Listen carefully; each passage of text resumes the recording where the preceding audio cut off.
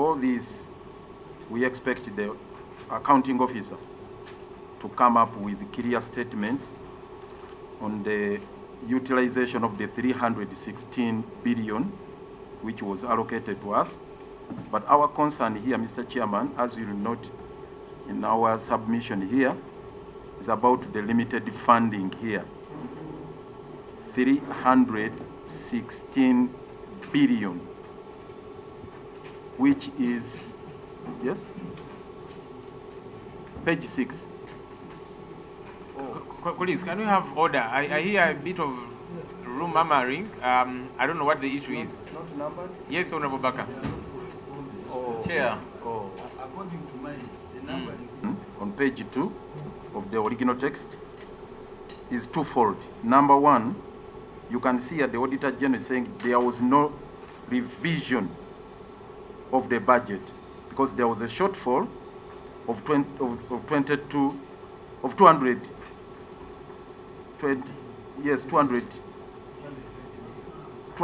million, that shortfall. And this has always been our concern. The technical people make revisions unilaterally without going to council, because it's the mandate of the council chaired by the speaker going through the Central Executive Committee to work out these revisions. So this has never been brought to our attention.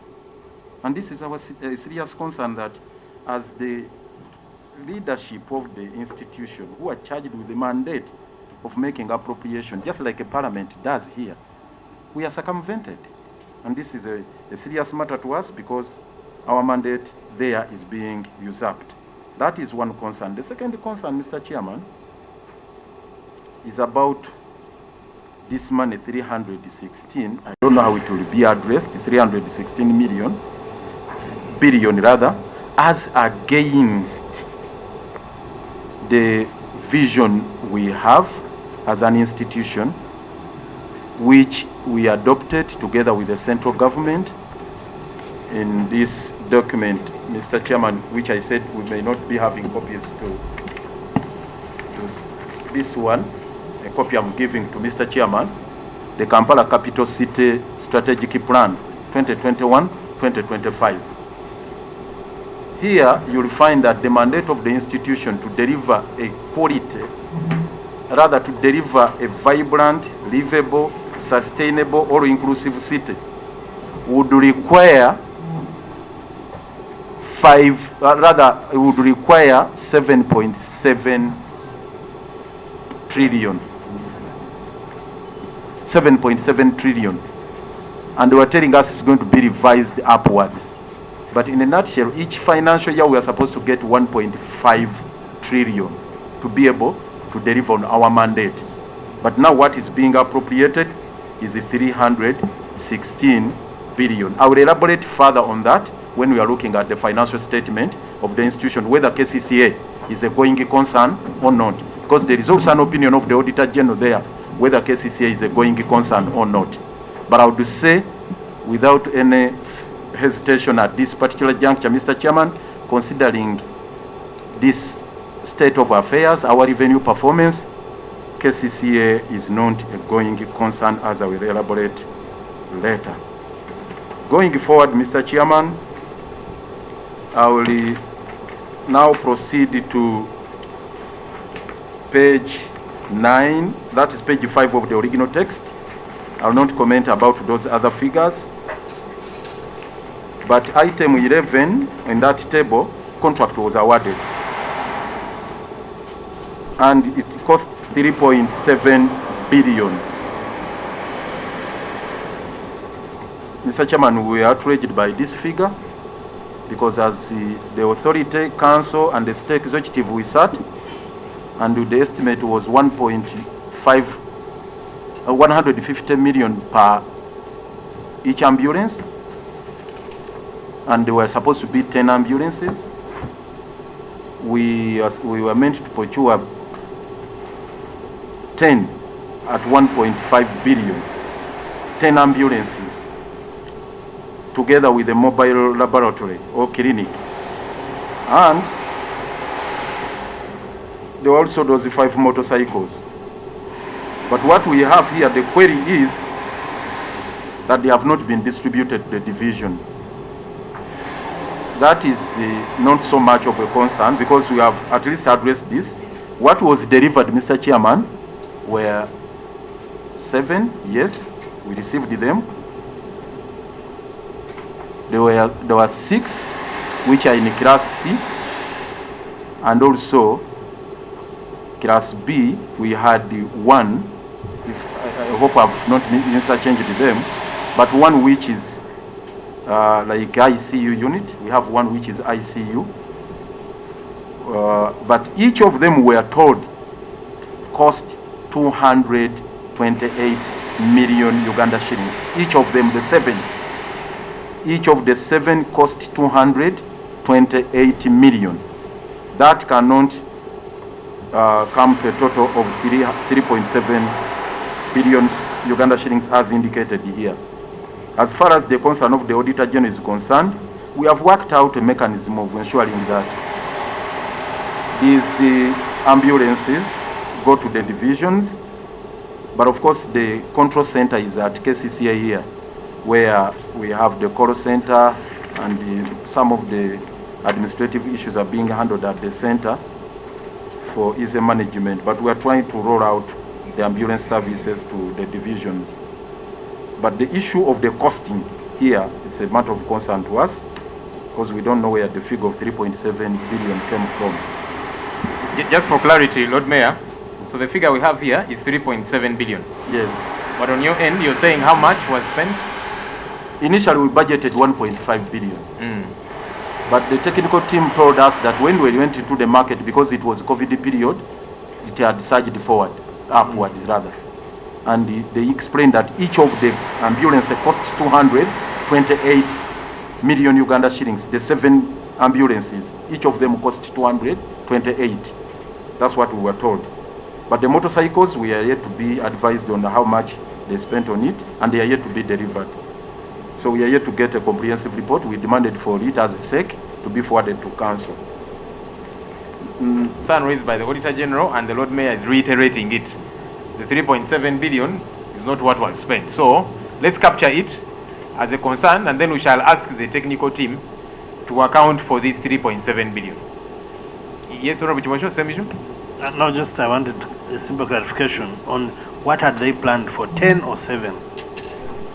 We had planned for 10 At 1.5. at 1.5 billion. But they managed to buy 7.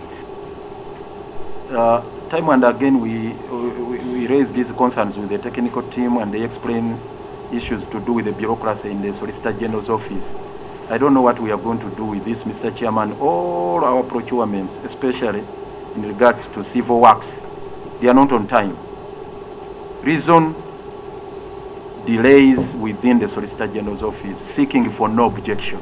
Contracts take ages, to the extent that we are talking about only regularization, but we shall talk about other civil works which are provided for here. And also the street lighting master plan. You can see the city is not well lit. Again, we have that problem of bureaucracy.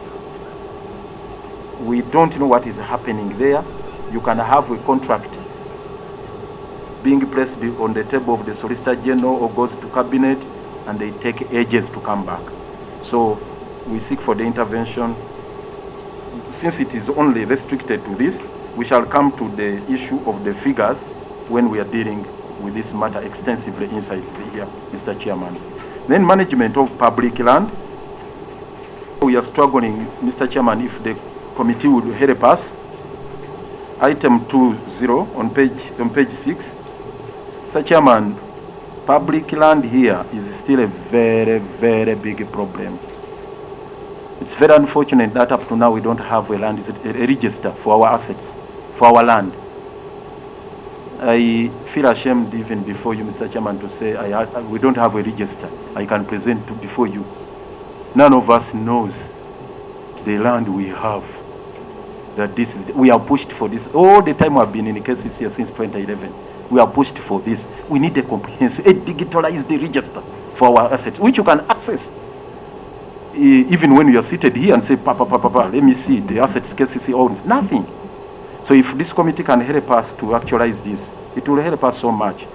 And if you were to dig in and get into the particularities of each and every item of these assets, you'll be shocked.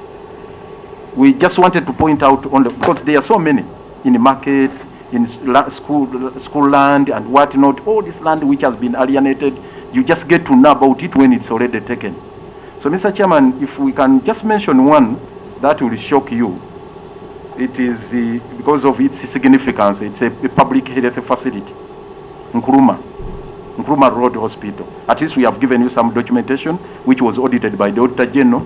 Chair, I didn't want to interrupt my colleague, but this is a very crucial point. You are the political head of KCCA, and you are saying there is no register for the assets you have, whereby I have an interest as the workers MP. What is the fate of Nakasero and the other markets? Whose land is that? Now you are saying those people have never given you the register. You as the political head, do you have it in writing, requesting for the same? So that when we come to scrutinize when we meet the political and the technical people, we can say you were written on such a date to provide this to the road mayor. Why didn't you provide it? Mr. Chairman. Okay, what we can do also, I'm thinking, we first let the Lord Mayor finish an item, then if there's any question regarding, because you're still talking about management of land. So instead of cutting short his presentation, once he finishes land, before going to any other issue, if paging will correlate with mine, because I wanted to take you now to the documents relating to Nkrumah, specifically on this particular facility, starting with the Auditor General report, because we commissioned a special audit, and this is on page 609, if it correlates of the one in ink. If it's a document number 5. If you go back to the table of contents, a special audit report on the disposal of plot 71 Nkrumah Road.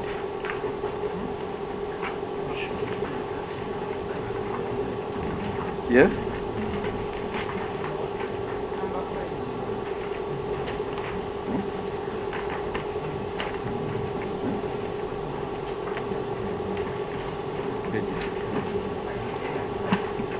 Yeah, but I wanted to start with a summary before that particular audit, the preceding document on page 67. There is that document 4, document 4, a letter which was written to me by the then acting executive director.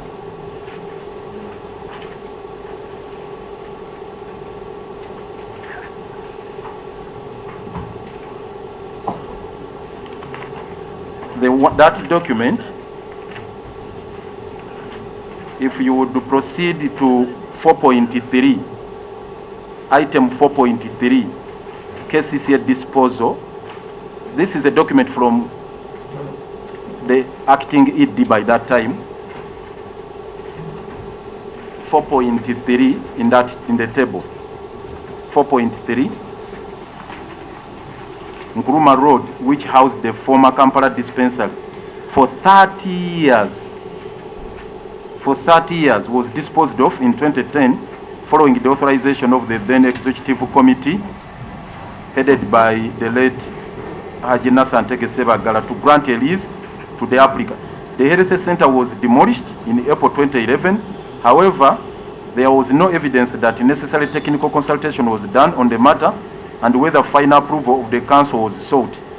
Further scrutiny of the communication around this disposal, especially the chronology of events and the discrepancies in the date and references alluded to fraud in this transaction. Then we had the CC PAC, Kampala Capital City Authority Committee PAC, the Public Accounts Committee. We forwarded it there. Then they recommended that a forensic audit be carried out on the disposal of this property so that a detailed fraud allegations are reviewed and any probable parties be brought to book. Parliamentary committee should also interest itself in the disposal of plot 71 Nkrumah Road.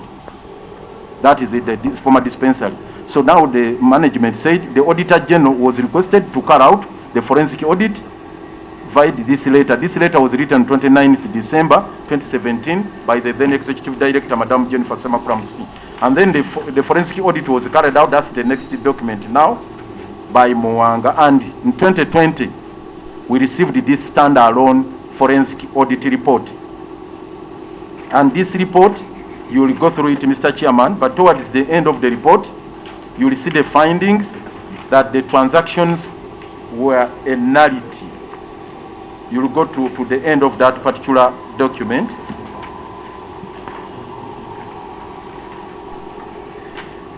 Page 21 of that particular document, the conclusions there. They violated the PPDA laws. They never complied with all the laws. And that's how the facility disappeared. Under Section 58 of the KCCA Act, subsection 9, when we get the Auditor General report, we forward it to the CPAC. We forwarded it to the CPAC, and the report again of CPAC, the chairperson, you can see it, it's the next document, Mr. Chairman, page 6, document number 6. The findings of the Auditor General are there, that the transaction was a nullity. And now they came to the CPAC report here, where they also made the recommendation, findings and the recommendations. On page 43, I hope we are there, Mr. Chairman, of the CPAC report, recommendation that the legal directorate should immediately commence legal proceedings to recover this property. To recover that property, legal measures be brought against Mr. John K. Mpambala for issuing an occupational permit contrary to the lease agreement. Legal measures be brought against the surviving members of the former KCCA Executive Committee, because by that time the mayor had died. There was, the names are there, Mr. Chairman. They are mentioned there. Now, the names are there without yes, okay. Florence Namayanja, Ruthi Chijambu, who is the former town clerk, Margaret Zawede Chiriowa, and Doreen Nakatiansamba for fraudulently disposing of this strategic asset. Mr. Chairman, we wanted to point out to this, that for us, we have exhausted all the processes. We started with the council, probed the matter, forwarded it to the Auditor General for forensic audit. Forensic audit was done. Once a report is given to me as the Lord Mayor, I'm obliged under Section 58 to cause the matter to be handled by CPAC. I forwarded it to CPAC under Section 58 of the KCCA. The CPAC made the recommendation that we recover the asset. The asset is gone. And this is, as we talk, KCCA has no hospital in Kampala. We just have health centers there. Our people are dying and the property is gone. Who took it? The gentleman is around the town. Sechulex, from the report, the company is called Sechulex. Sechulex belongs to one Ephraim Muntaganda. Ephraim Muntaganda is around town. He has not been prosecuted. The people who are involved, they are not prosecuted. I'm sorry to say this. The other names, you can see them. So for us, there is impunity. We have exhausted all our processes. Then when we come out to Sebandanga, we have done our work. They say, you people, what are you doing? What are you doing at KCCA? Mr. Chairman, I stand to be guided by the committee. What more do we need to do as the leadership of KCCA to recover this asset? After doing all this, we have gone all through the legal processes. Now no action is being taken. So the duty of this committee is to ensure that we deal with the impunity, Mr. Chairman, so that once we recover these assets, we can recover more. And people will know that touching the public assets is something which is dangerous. So we want to rest our case on that particular point. Then we proceed, Mr. Chairman, because we have quite a lot to be handled here. Then going back to the charge sheet, Mr. Chairman. Are you still on land or you're moving to something else? Something else. Okay, just quick clarification. What is there now? What is there? Initially, they brought proposals which we rejected. When I was mayor before that impeachment, budget impeachment, they said that cases we allow the person who had acquired the land illegally, the property illegally, to construct there a structure. and then we take a floor as a dispensary. He said you can't house a dispensary in somebody's private property. Where is the title to KCCA? So, Mr. Chairman, that's where things is told. The gentleman never had his plans approved, so the structure remained as is, and he turned it into a commercial mall. So it's just collecting money. No single coin was paid to KCCA. For the record, no single coin was paid. So that land, it was sitting on a lease. It was a lease to KCCA. So when the lease was about to expire, then the team in KCCA said, we are no longer interested in this property. You can take it back to Uganda Land Commission. Then Land Commission disposed it off to Sechulex, belonging to Ntaganda. That's how the dispensary disappeared. So all the people within that locality who used to access that facility, they have nowhere to go for medical services. So basically, that's the situation. Okay, there was an earlier clarification. Hopefully you captured it. Let's pick these ones too. On the land question, yes. Management, yes. Quick. Give us more clarity on the encumbrance on the public land, because the Auditor General says 36.79 hectares. We are talking about 2.3 on page 7, yes, of the main text. 2.3. That the Auditor General noted that out of the 242 pieces of land measuring approximately 184.818 hectares held, 24 pieces measured pertinent matter, Lord Mayor. That which page, Mr. Chair? Sorry, Chair. Page 7. Whether there is a structure on that plot and it has no approved plan from KCCA. Just that, it is structure and the structure has no plan approved by KCCA. Yes, Honorable Gaffer, then Honorable Joyce. There is no register with them from the technical team. But the Auditor General's report is indicating 242 pieces of land. I'm wondering where this information is got from. If there is no register, how do you know you have 242 pieces of land? Where is that information? Thank you.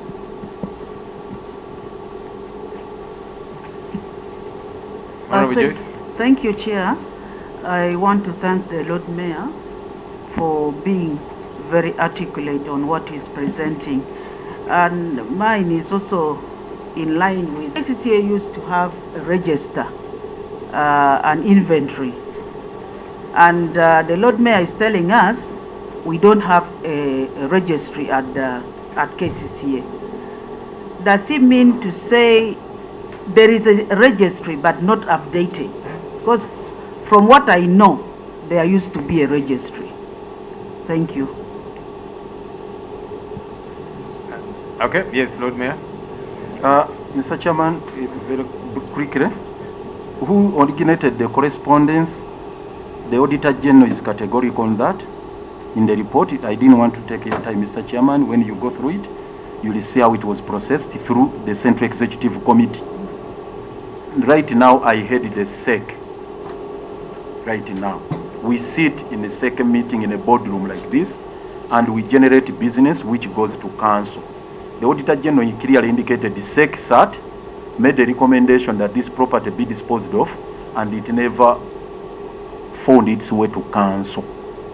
So it was just at that stage. And who chaired the council, I hate to go into matters of the deceased. But it is indicated in the report there, the deceased presided over council, just like I'm presiding, no, SEC, the City Executive Committee, just like I preside over the same. And we make recommendations which go to council. Just like here, the executive brings matters to Parliament. So that never happened. So that's why the Auditor General and the CPAC were indicting members of the Central Executive Committee who are surviving. That's why they recommended, and the technical staff who were involved in it. And no action has been taken up to now. Then encroachers on land. Yes, we took note of that, the concern raised by the Auditor General. But all boils down to the question of having a comprehensive register to get to know the assets we have. And I want to merge this with the question raised by the Honorable Joyce here. Do we have a registry? Yes, the registry is there. But the registry handles so many transactions, so many things, including matters relating to the Uganda Land, District Land Board case. But we're talking about assets belonging to KCCA as our assets. And here, the data you are talking about, which the Auditor General captured here in the report, it's just information given verbally, not that there is a record. I'm telling you this because at some stage, I combined both political head and speaker. I used to chair council. For 10 solid years, I was the chairperson of, and every council that would sit, when we're discussing about assets, we're asking for this. So I can produce, as you earlier on directed, we can produce minutes of council where we deliberated on these issues, demanding for a register to be produced, to be made. And not only to be kept in the KCCA under wraps as if it's a classified information. It should be digitalized, and that's what we are demanding for. That you can access it online. Here you can Google in, you can go in search engine, and you access it. And you say, these are our assets. And then you can keep tabs on what is still there, what has gone, what is being preserved, and what has been disposed of. And that will also help us to get to understand who is encroaching on which particular piece of land. But right now, in a wild-goose chase, that's why I left that to the auditor, to the accounting officer, to come and explain where they got that information. Probably you can put it to them. Yes, please. My colleague, the road mayor, and the former MP knows that when we are talking on microphone, we are being recorded. I want you to repeat. You are saying, when the Auditor General says, I noted that out of the so much, it is hearsay. Huh? Are you trying to tell me that the Auditor General is on hearsay with this English? No.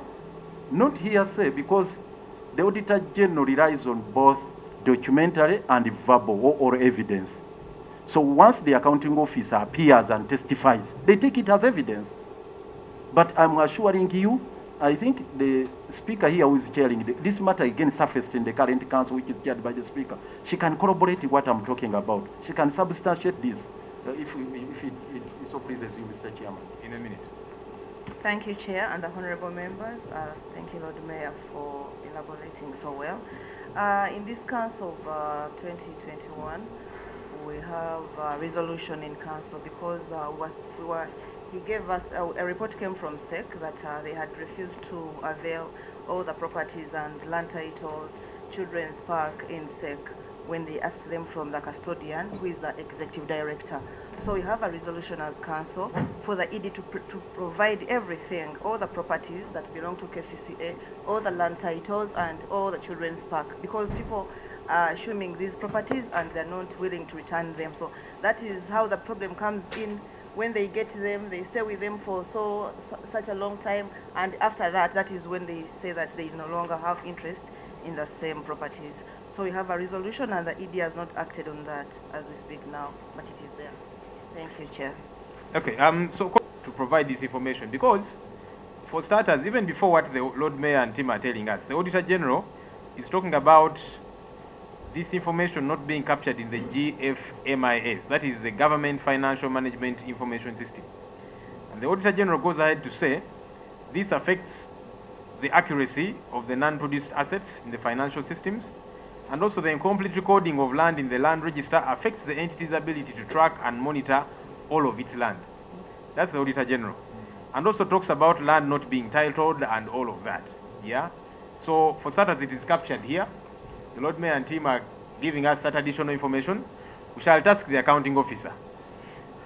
How much of your land can you account for? Give us records, because the the Auditor General and the Lord Mayor are saying this information is not in the system, land is not titled, so it will be up to the accounting officer now to say either we have all of it titled or this is not titled, not in the system, and whatever the reason, and then we capture that as well. So the last question, Mr. Chair. It wasn't vacant land at the time it was disposed of, because because there was a dispensary. There was a storage structure, and that's what they took over. Actually, the tycoon, quote unquote, who took over the property, just you started utilizing that structure. That's what is there. So he turned it into a commercial mall, a commercial business, and he's collecting rent. That's it. Okay, finally on this issue, because we need to move to the other. You need a microphone, Honorable, to be on record. Bridget, if we can have... problem than we think, because if the council is going to make resolutions which are not implementable, then it affects service delivery first of all, but also it points to a management problem. And to me, KCCA being in charge of the affairs of the biggest city in Uganda, and then decision is not being implemented, to me, Chair, I think we should get, isn't there, reprimand in case the technical, from the council, in case the technical team refuses to implement your decisions? I don't know what way is the recourse? What do they do in case such a scenario happens? It reminds me of resolutions passed by Parliament that the executive does not act on. But they will tell us for them how they deal with it. Maybe Parliament has ways it deals with its own challenges. Yes, Honourable. Yes, Chair, thank you very much. For me also, I'm on that resolution that the council is the governing body of the authority. Secondly, it was elaborated on the composition, Lord Mayor, Deputy Lord Mayor, among others, and still the persons actually who are ably here before us. We want to appreciate the technical challenges in terms of administration vis-a-vis these accounting challenges. Chair, when we take it as a rumor that maybe like for Parliament we have resolutions not implemented by executive, that's another story. Now focusing on Kampala Capital City Authority, let it be on record so that we can have an able recommendation. Where the law provides that the Lord Mayor and the council is the governing body, but actually they are not the governing body. We want it on record, not as a rumor. We want it on record that where the challenge is, because I saw the Lord Mayor almost pleading, what should I do? Now, we want to assist him using the law and also recommend in accordance with the law. It's quite revealing that when it came to this land matter, the disposals, among others, he almost pleaded that we have exhausted all what we have. Now, looking at the law, he's the topmost authority. He heads the topmost authority. What happens there on the ground before interface with the technical team? Was your powers, the Lord Mayor, overtaken? Overtaken? When the speaker was trying to corroborate the Lord Mayor, she was short of facts. But let's be honest, do you really have the power as the council? Can you really convene and sit and even deliberate? Are your resolution actually recorded as passed? All right. Honorable Chimocho, I don't know if you noted, like I noted, there seems to be another SEC somewhere in Kampala that is headed by somebody else. But that's on a lighter note. Honorable Chair. Commission a special audit on KCCA land, a standalone audit, so that we deal with it exhaustively. If this committee can help us, because I raised it some time back at KCCA, can we have a special audit? Unfortunately, it has not been conducted by the Auditor General. Otherwise, we shall keep glossing over all these issues, titled land, encroached land, whatnot. But if we had a standalone audit of all these assets, that would help us, Mr. Chairman. Regarding resolutions of council, if Mr. Chairman, I'll be seeking your indulgence, the Speaker will be chip in. But you will be shocked when we give you the revelations how it has cost KCCA. No, we are going into the meat of it. Actually, we are just on the surface, Mr. Chairman. We are yet to get into the meat of it. How that process, how the violation of the KCCA Act has affected the functioning of the institution of KCCA. But as far as resolutions are concerned, there are quite a number of them that have been passed, to the extent that actually the Speaker is now demanding for a comprehensive report on how those resolutions have been handled. The Council actually has put an item on the order paper to be discussed. Implementation of Council, why defy Council resolutions? So I think she can substitute if you so please, Mr. Yes, please. No, I've been listening, I'm getting a bit confused. Lord Mayor, you are adding the governing board, which is supreme. And the resolutions of councils are just overlooked by the technical people. And you do not the same people that pass the budget? You mean you have no provision whereby you can fix them? We are not going to pass this until you answer this? Can't that be one way of making the technical people be reduced? If I can answer that straight away, Mr. Chairman, it's audit query number 1 we started with. Actually, the Auditor General queried that they are circumventing council to revise even the budget. If you have people who can sit and revise a budget, who can do environments can be done, shifting money from one vote to another, abolishing even a revenue stream, that this one is abolished.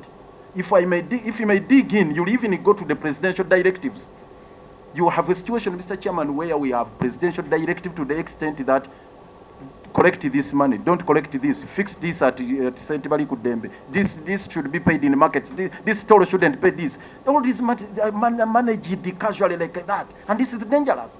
This law has been abused left, right, center. This is our concern. If we are to dig deep into this matter, this law is not operational at all. It is not. All right, so we'll put these issues to the technical team. Lord Mayor, let's move to the next issue. The next issue, Mr. Chairman, is I will leave some of those issues to the technical team in the interest of time, and I will straight away go to 3.3 deductions rather. 3.3. The original text. Again, our call here, Mr. Chairman, I will speak as a victim. There are lots of concerns.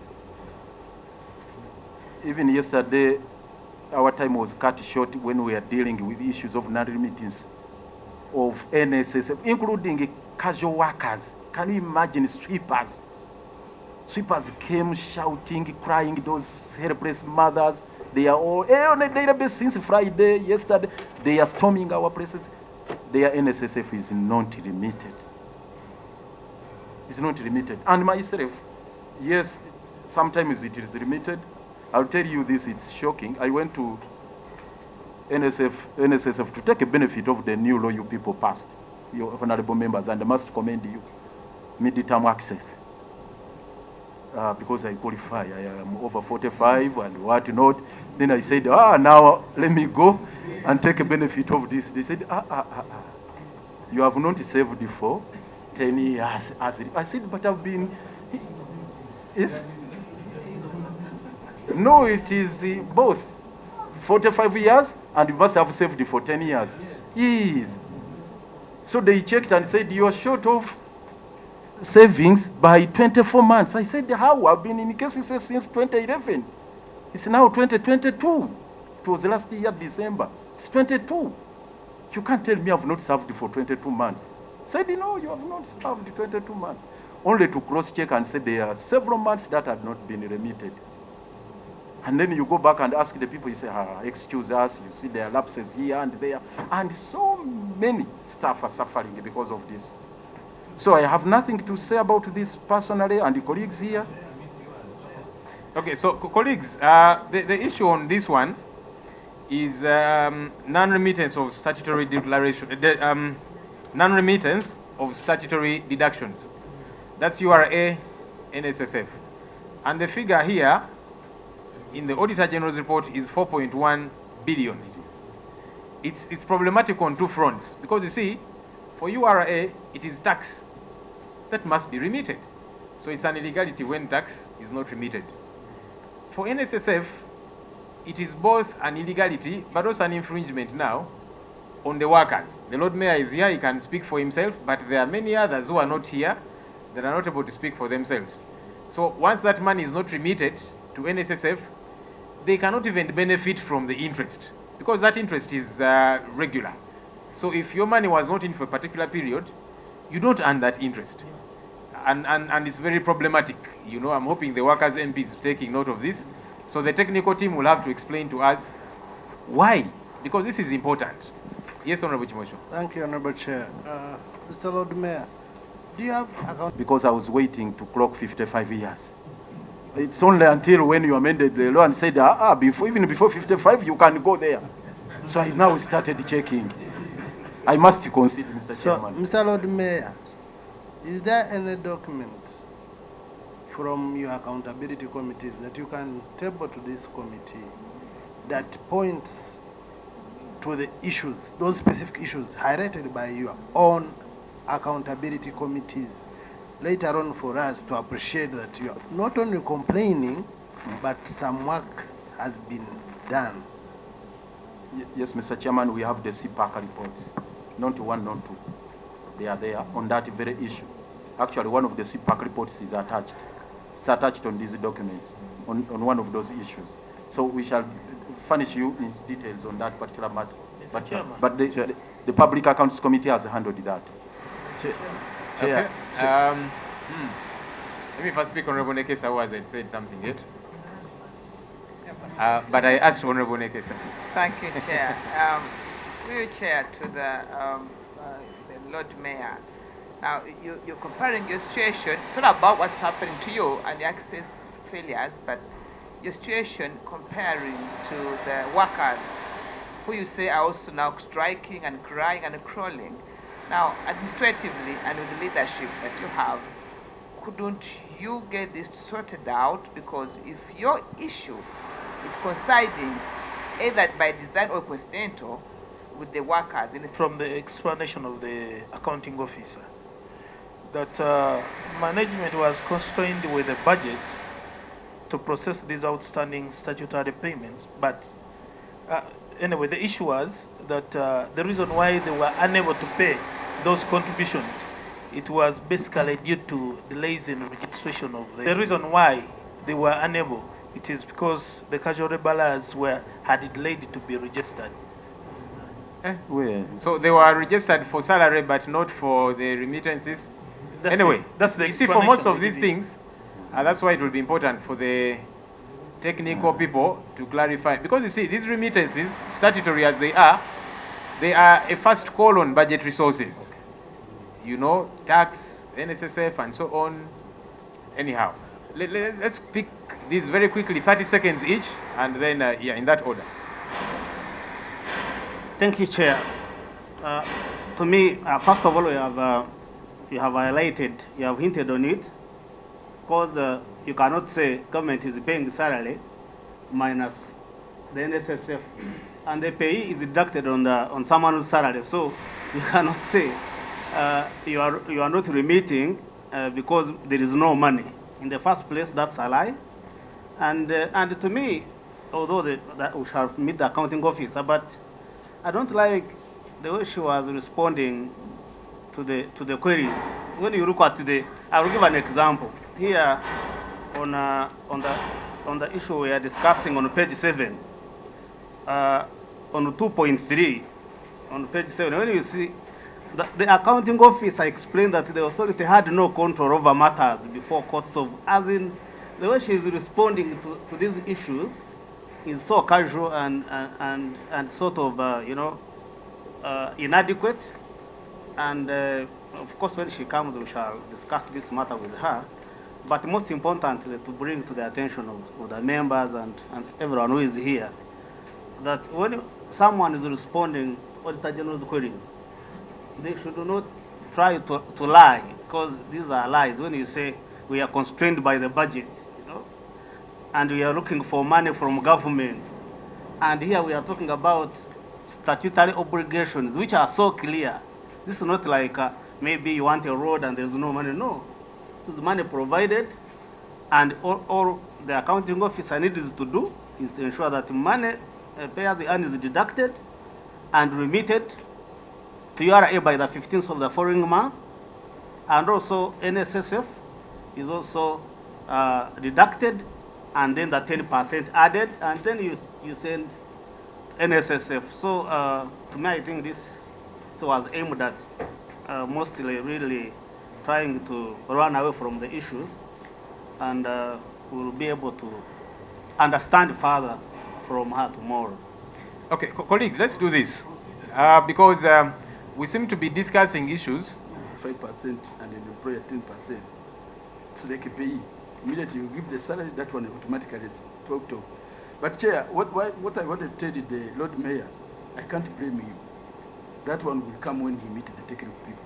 Because by the time we meet the technical people as a member of the NSSF Select Committee, you now come to know how to handle that issue. You have heard about the suspense account and how people are enjoying the money. That's where the monies are going. So it is not you to blame. You can't understand the suckers. You wait until we tell you how it is done, then you follow it up. Honorable Chimosho, 30 seconds, then. Honorable Chair, I propose that being that we're an accountability committee, we move in a bit of evidence-based. And what do I expect of the Lord Mayor to say, as the council, our work was to do ABCD. Attachment, page this, is what we did as the council. And these guys did not respond in accordance with their responsibility or duty. So that when we are dealing with the other group, we are referring to something, because they will also come and deny if we do not have evidence-based presentation. Okay, so let's avail that. 30 seconds, Honorable Mwada. I really want us to move to... Yes, thank you, Chair. Chair, when the Lord Mayor was responding to non-remittance of statutory deductions, he alluded to the current strike of workers. And I wanted more clarity. Chair, we have heard from the media that over 3,000 workers...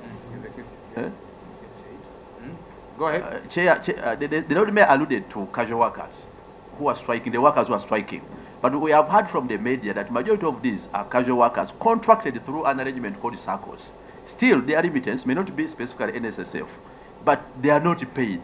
And this form a bulk load of KCCA employees. Want to understand the arrangement of their payment in form of SACCOS as alluded by the media. Secondly, what caused the failure to pay them? Because some of the striking workers he mentioned are actually striking because they are not even demanding NSSF. They were actually never paid through their so-called SACCOS. We need to appreciate what has been done by the Lord Mayor and the authority to ensure safeguarding rights of these workers who are continuing to actually demonstrate. And we also want to appreciate the role and understand what is the role of Uhuru. We had Uhuru coming up in all the divisions. I understand these workers are from the 5 divisions, but we had only Uhuru trying to take charge. What is his role? Which money does he purport to represent in terms of KCCA? Yes, Lord Mayor. Mr. Chairman, limited.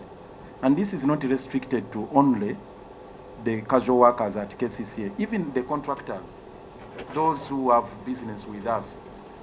We are handling quite a number of them. We host a number of meetings there.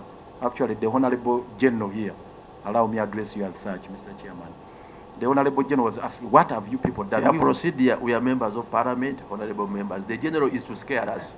Let the Lord Mayor use the word Honorable member. Well, it's okay to refer to her by the title. She's actually a colonel, right? Oh. Most obliged, Mr. Chairman. Most obliged, Mr. Chairman. I was saying, you must have noticed again the workers of multiplex, street parking, laying down the tools, storming our offices. NSSF, there are deductions which are never remitted. And a couple of them, we are hosting a number of meetings there, which we cannot even elaborate here, we cannot document. And I will ask my deputy here, the Deputy Lord Mayor, to elaborate on this. But before she comes in, we have even gone to the extent of involving the trade unions. They come into our meetings. The members of the trade unions, we sit with them in the second meetings. The Honorable Member of Parliament, at least one of them, representing the workers, the Honorable Yakatonda Abdu. We are always with him. Even yesterday, he came to State Hall. We were supposed to have a meeting over NSSF issues. So we called a number of meetings, yes. And she can substitute, with your permission, Mr. Chairman. Please. Thank you so much, Chairperson and Your Worship. Honorable colleagues, first of all, I would like to assure you that we are hands-on leaders, and we are leaders who are very concerned with the issues that affect our people. And when you look at the KCCA Act, it talks about how the City Executive Committee is supposed to ensure council decisions are implemented. But those decisions can only be implemented by the executive director and by the technical team. So what do we do in instances when the ED and the technical team do not implement council decisions? We have done quite a lot. We have written to the IGG, and I think we are going to present that document to the committee, telling the IGG we are stuck. This is what was expected to be done by the technical team, and it has not been done. We've even reached an extent of writing to the police, to the inspector general, to the inspector, what's called, to the IGP, you know, and the commandant, telling him these are council decisions, they were taken, and the resolutions are not being implemented. We have even gone an extra mile of demonstrating. At least I can tell you that the Right Honorable Speaker here and some of the Honorable Councillors here have even taken the issues in their hands to demonstrate, because they are saying even when council resolutions are passed, they are never implemented. So probably, and they were taken to Chigo, where they spent 2 weeks. So what we are telling you here. Procedure, Chair. Is it, Chair? It takes us back to what I had proposed. I expect the Lord Mayor and his deputy, if they refer us to IGG later, they table it. Because we have a lot we're handling, it will be overtaken by events. Okay, let's deal with that very quickly. Yeah? Chair, like I communicated, those please, documents are going to be brought so before you. So we have done a lot. On tomorrow we have a meeting, including the Minister of Kampala, the technical team, and they are going to answer queries that have been raised by the casual workers, issues to do with the non-payment, issues to do with NSSF. And I believe we shall also be able to bring the resolutions, because the same report is going to be presented in council. We have that on the order paper of council. Thank you. All right, let's move to the next issue. 40 Kampala. The genesis to this, Mr. Chairman, we realize government funding is inadequate, because for road construction we are getting 26.5 billion for Uganda Road Fund. But now we, as a nation, we came up with a program of specialized funding, and we started with the KIDIP 1, KIDIP 2. Now we have this ADB loan. This ADB loan, Mr. Chairman, which is being queried here by the Auditor General, is $288 million US. It was passed by Parliament, and it was passed in 2016, $288 million US. And Mr. Chairman, $288 million US. It was supposed to commence in 2020. Of course, there were the rude interruption of COVID and whatnot. That could partly explain the delay, but that's not so much, because again, there were some other stumbling blocks along the way. One, I had earlier on mentioned the bureaucracy within the Solicitor General's office, because we have segmented these roads into different lots. Lot 1, Lot 2, Lot 3, Lot 4. Now, we have some of the contracts which have been cleared and others have not been cleared by the Solicitor General, and they have delayed for a long time. In this, Mr. Chairman, the major problem now we have on this particular project, again, accountability issues. And I think this is where now this committee comes in. We have sharply disagreed. We have sharply disagreed with the technical team and the people who are involved in this, including the Ministry for Kampala. The minister, the substantive minister, even the deputy minister, the Honorable Chofa Togabye, if you have followed the heated debate we have had on this matter, we have been maligned left, right, center. But the audit query here focuses on issues of accountability. $288 million US. Mr. Chairman, yes, as guided by this committee, we have a report which was given to SEC. That is document number, a report which was made by SEC. It is the document, road infrastructure, I think document number 7 and 8, those two documents. Document number 7 and 8, Well, if it is ink page, it's 122. Those who have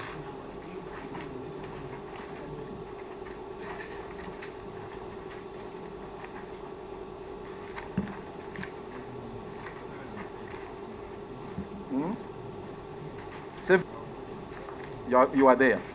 Now, these documents, Mr. Chairman, will show you that we highlighted quite a number of issues here, how this money is going to be, how it has been disbursed, and we expressed our dissatisfaction with the way it's being disbursed. One, they are talking of spending, Mr. Chairman, if you will go to that particular report, yes, 6-7. No, 7. 7. Oh, 7. The breakdown, which has been given on page 9 of that particular document, page 9, 10, and 11,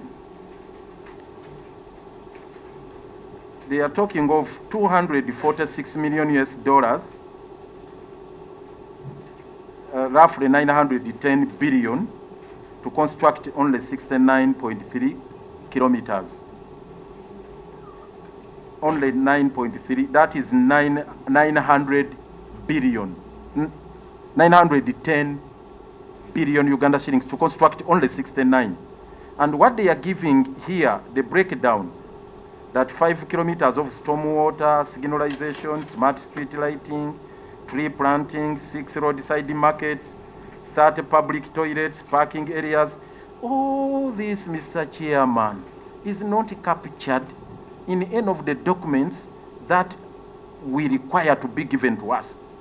And one of the sticking issues right now, we demanded for contracts and said, okay, fine. We want to look at the bills of quantities so that we can play our oversight role. We need to get the actual contracts that you have signed to get to understand how much is going to be spent. Where are these toilets going to be constructed? Where are these these parking areas going to be put? The smart street, blah, blah, and so on. So we needed all these things particularized. And Mr. Chairman, the technical team have stuck to their gun. They said, no way. We have cited all the relevant laws. All the laws you can talk about in the land, including the Constitution, Article 34, right to access to information. We said, okay, even if you deny us access in our capacity as leaders, Article 34 talks of a citizen. Okay, we are citizens. Can you give us these documents as a citizen? They said, no, we shall not give them to you. Where are those, Honorable Chair, through you, where are those requests that you gave to them asking for contracts? What I'm speaking about, this is a report of, yes? I think, Chair, you need to rule on Honorable motion. Because first of all, the Lord Mayor is giving information that is going to help us as the committee. He's not the accounting officer. Whether he has written or not, he's not the accounting officer. But what we want, if he provides the information, we can ask the technical team when it comes here. Because whatever he's talking about is even highlighted in the Auditor General's report. So I don't know what is happening with my colleague, Honorable Chimosho, today, asking for information on matters that I think the matters we are already informed by the Auditor General's report, and they have also attached quite a number of documents which we can base on to ask. Maybe if the technical says, no, this is not there, we can again call them back. But we have a bulk of documents here, Mr. Chairman. I am afraid if we go by what the Honorable Chimosho wants and some members of the committee, we will not get what we want. And therefore, I want you to rule, Mr. Chairman. Maybe your ruling may guide my colleague Chimoso to proceed well as we handle this entity. Okay, let me not rule, let me guide. So the Lord Mayor is referring to documents, which I think we need to pick interest in. For example, this is a document signed by the Executive Secretary for Works, raising these concerns. That's a document that's been given to us. We are having copies of each, yeah?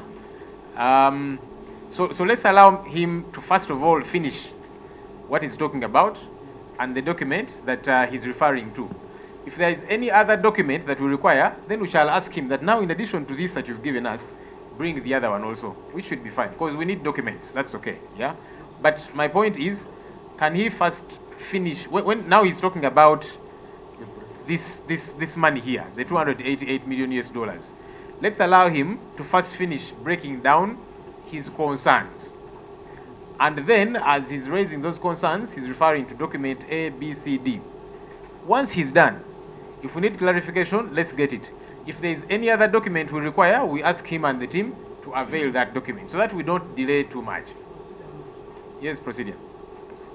Honorable Chair, the Lord Mayor is not an ordinary visitor. To this committee.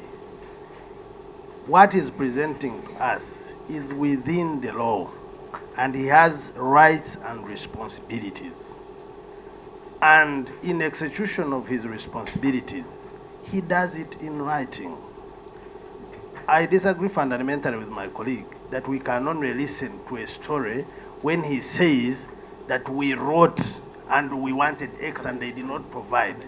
The practice of this committee has been, when you say I did this, you present what you did, and then when these gentlemen and women come, we tell them, this is here, why didn't you respond to the Lord Mayor? Okay, colleagues, let's not have back and forth. Incidentally, both of you are correct. Some of you are going to say I'm sounding like Dr. Ruhakana Rugunda. but both of you are correct. Honorable Chimosho is right to say we need evidence here, because it is what is going to help us to dig these issues out. Yeah? Honorable Mpindi is right to say, one, information has been provided. This is a report. If there is any other, let him first make his presentation.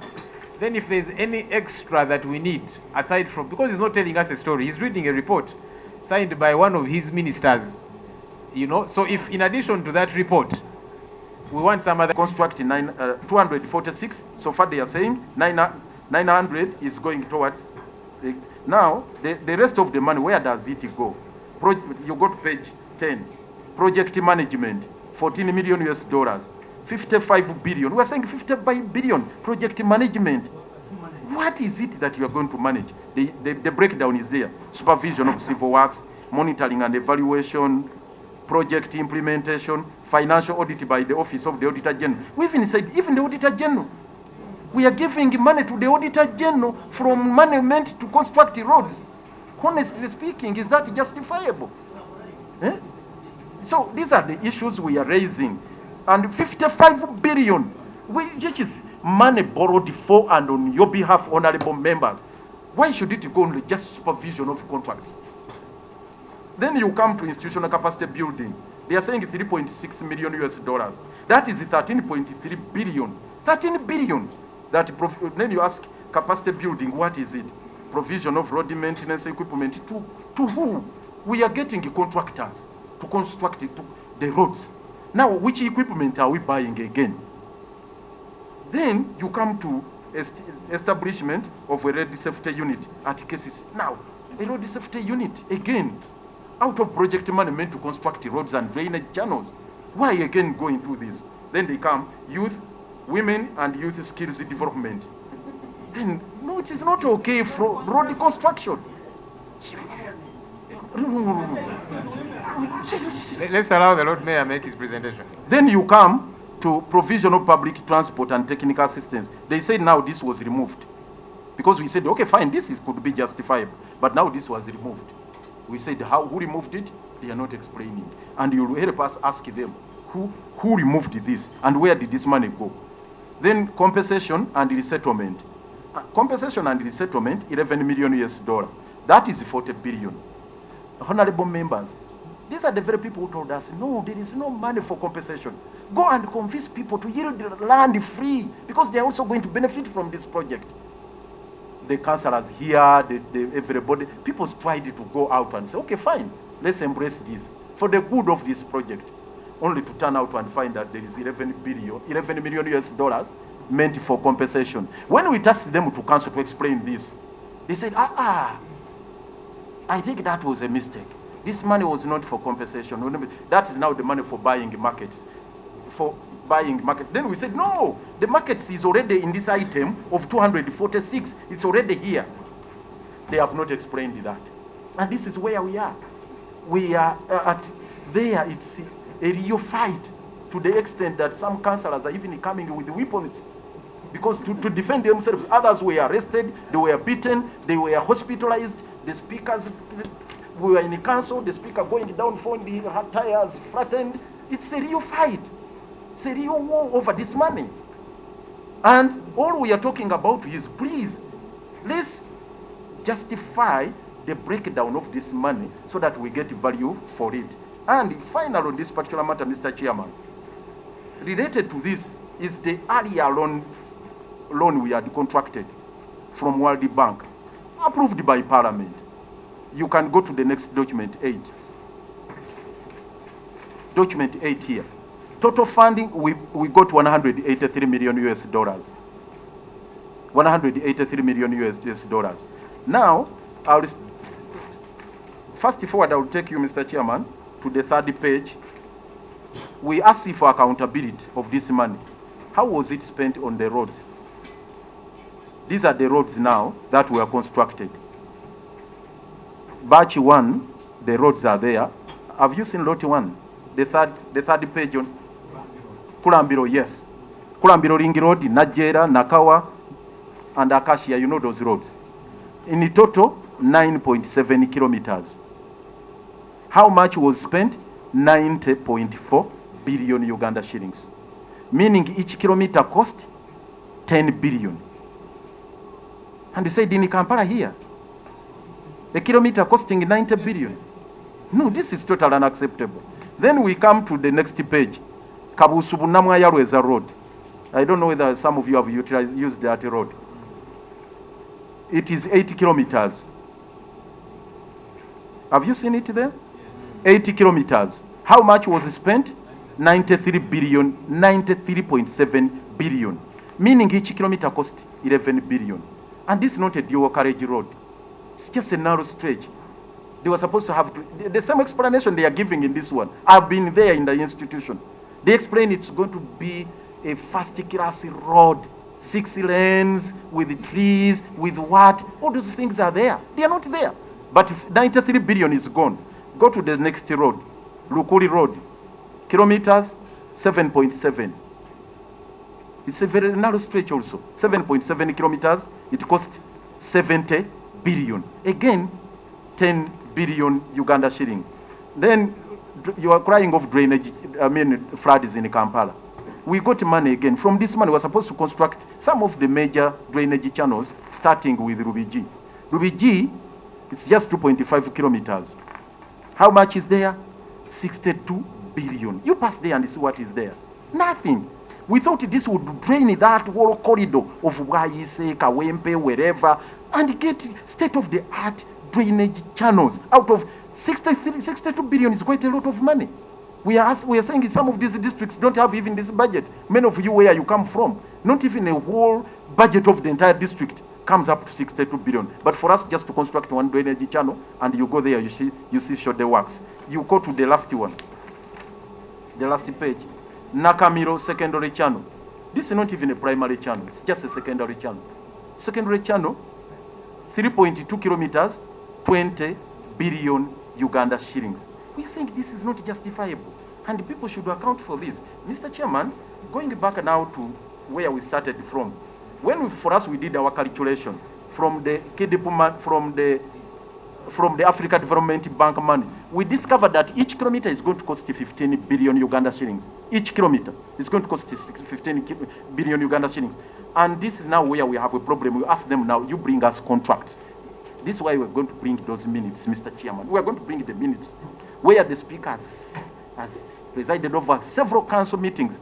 And now we have called another one for 9th of this month. And we said, yes, 9th next month. Yes, Mr. Chairman, if that day you find the stakeholder locked, all of us thrown out, don't think that it's again the fights of Lukwago. We are really determined on this. We are determined never and never, never to allow anyone to fool us. We are not going to be fooled. So we are raising this, the minister is raising politics, especially the Minister for State, the Honorable Chofa Togabi, is raising politics, saying these people are just politicking, they are doing this, is raising all this kind of trash and so on and so forth. And there are those subcontractors who are also involved in this, siphoning off this money, they are maligning us, and for you are just treated to the media, whatever, and all these issues are being shelved, and we are saying, no, we are not going to bow, we are not going to capitulate on this. And we ask the committee, Mr. Chairman, to come out to tough, because you have passed loans and loans and loans. You come out on this particular matter. That is our case, Mr. Chairman, unless there's anything else for my colleagues to add. A billion shillings per kilometer. The standard one would be like around that. But now this one is 9, 10, 11. So I think, Mr. Chair, we invite the committee also to take notes of how much a kilometer is supposed to cost, at least in Uganda, a standard kilometer. Okay. Yes, thank you. Anything else from this team? Yes, the one who signed the report. Okay, I want to supplement by saying that because I heard one of the honorable members was talking about the flyover. This money is different from that money which is meant for construction of the flyover. There is a different funding, a special funding for the flyover from JICA, because they may confuse it. We have the KIDIP money from the World Bank. We have this from the ADB, African Development Bank, and from the JICA, which is meant for the flyover and also meant for junctions. Actually, sometimes they confuse that this money is also going to tackle junctions. This money is going to tackle flyover. This money is going to tackle lights. We even have a pending approval from Cabinet. This fund is yet to be meant by French development agents to handle 20,000 headlights under the streetlight master plan. So these are different funding, but all this money, they are loans from these funders. They are not. It's not a government fund. It is loans which we got from these development partners. So I wanted to clarify this, that they may hide themselves by saying that we are also meant to construct flyover, junctions, street lights. They are different funding, not this one.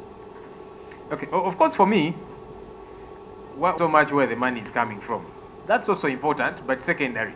Because you see, funding can come from the taxpayer directly, it can be a loan, as is this case, and so on and so forth. But ultimately, how this money gets to be utilized. Because now this is a loan, which has got to be paid back, so we must get justification. Even as a layman, you're thinking an average of 10 billion shillings per kilometer of road. We'll need to have a good understanding what kind of road, construction is this, because they're not dual carriage and all of that. So the technical team will have to explain and provide evidence so that it makes sense. It needs to make sense to that taxpayer who is going to go back and who is going to pay back this loan, but also the contracts.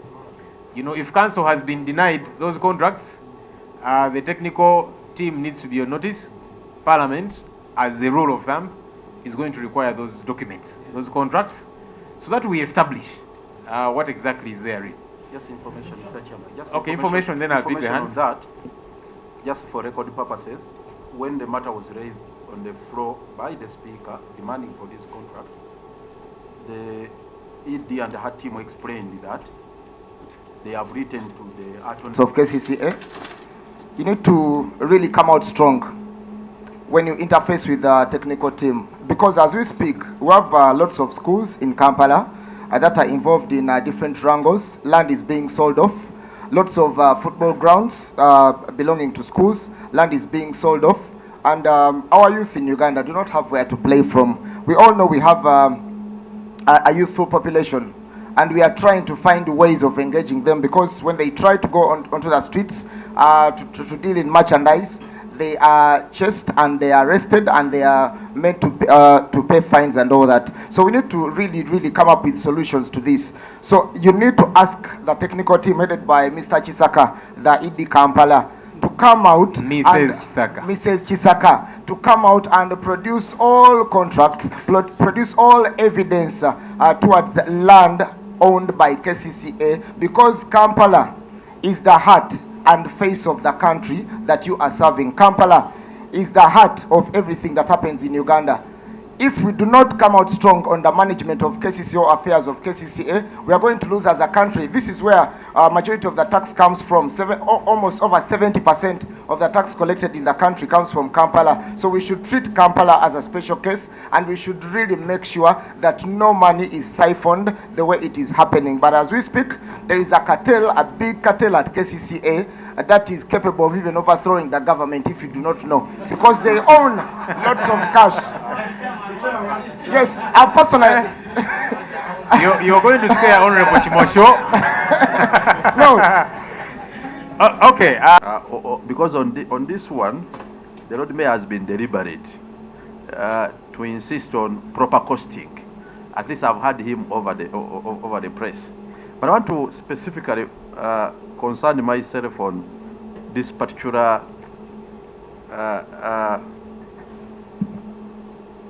loan. When I look at the Auditor General's... and colleagues, we are restricting ourselves to clarification. Yes. There are questions which are for the ED and the technical team. Yes. Then what we would want from the Lord Mayor is clarification on the information he has provided. So let's not go into submitting. Yeah, Chair, I wanted to appreciate the role of the Lord Mayor and the authority in terms of borrowing and specifically recommending for appropriation. When I look at the Auditor General's report, it appears this is a project which was supposed to be for 5 years, commencing 2020. It is left with 1 year. Money has not been utilized. Now, when it comes to KCCA, this matter is coming up now. We want to understand the circumstances of the delay to raise this concern. Secondly, the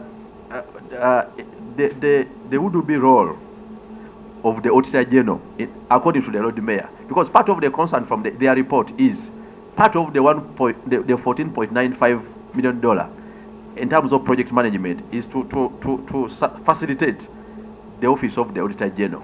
I've not also heard of it in terms of other procurements, how money can be borrowed to fund the Auditor General, again to audit the same money. It doesn't add up a bit. And lastly, is that for the Lord Mayor or for the ED? No. The Lord Mayor has raised it. Yeah, it is also apparent in his report. So why don't we wait to put that one to the ED? No. Chair, it has been raised. I wanted the Lord Mayor to substantiate and strongly present on it, because he has skipped it generally. I wanted it to appear on record, because it is a fundamental concern that money is being borrowed to facilitate an arrangement. The Auditor General is facilitated. I want it to be from the authority, not from me, Chair. Okay. And lastly, order. Lastly, Chair, I'm ordering. There's a point of order. Chair, you've guided, and the issue of the money that is meant to facilitate the Auditor General is reflected somewhere. Is the honourable member therefore in order to continue wasting our time on something which is not even for the Lord Mayor? Part of my concern, Chair, I beg to also be on record. Now, but I'm not seeing it among the list tabled by the authority, by the document of the Lord Mayor. This has 28 roads. There's another list I've come across which has 31 or 32 roads. Now, which list is which list in terms of these roads, according to the Lord Mayor? Okay. Thank you, Honorable Chair. Before I go to my main point. Please go to the main point. If it pleases you, Honorable Chair, you can help Honorable Mpindi to cross over and sit this side. No, Honorable Mpindi is actually raising critical issues, helping to guide us. Chair, is bad enough, but have they even been constructed?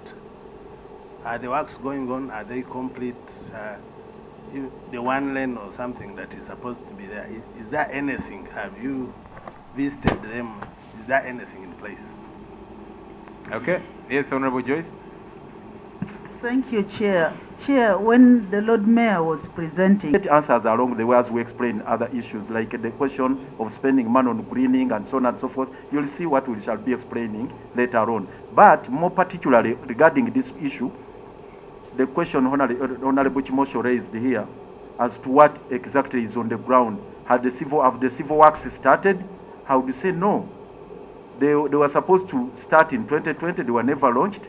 And towards the end of last year, you had the communications from the ED and the minister that come February, the launch is construction is going to start, that they are going to mobilize the equipment. They will come here and tell you the contractors have started the mobilization of equipment and whatnot. They are those they will tell you they will start in January, in Feb, and others will start in September. Honorable Mwada was mentioning Chitezi, for example. You'll find it is on the list of September, and you'll ask why. That is Lot 4. You'll find the Lot 4, there is Queen's Way, there is Port Bell, there is Chebando, and a couple of others, including, by the way, Salama Road. They are all in Lot 4. Lot 4 was halted by the IGG. IGG intervened and said, no. We have gotten people who are soliciting bribes on these roads. And the IGG intervened. We had an interface with the representatives of the bank. They all said, no, we have to halt this. But we came to a consensus and said, let's investigate this as the civil works continue. And I don't know why people are accusing us of sabotaging this. We are not. We are saying, okay, let the construction go ahead. But people shouldn't, but there must be value for money, and people shouldn't make kickbacks. But the reason, one of the reasons why there were delays, and those communications should be brought by there is a letter which has not been given to us, which came from the IGG and the funders, ADB, stopping Lot 4. And I've mentioned the roads which are in Lot 4. They said, no. There is corruption here. So these are the matters which should be investigated and shouldn't be swept under the carpet. Allow me, Mr. Chairman, to proceed on other matter. 7.0, Addis Ababa, Nairobi, and the standard was $1 million US. It is in the report which is on record there. Yeah, page 5 of that report. Delay to operationalize the 2019 outdoor advertising ordinance. Chair, just a slight information. Colleague, CCCA.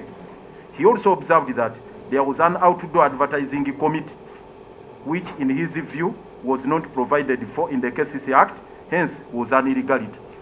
They created an outfit which is illegal. It's called Outdoor Advertising Unit. This outfit is headed by one called Musimenta.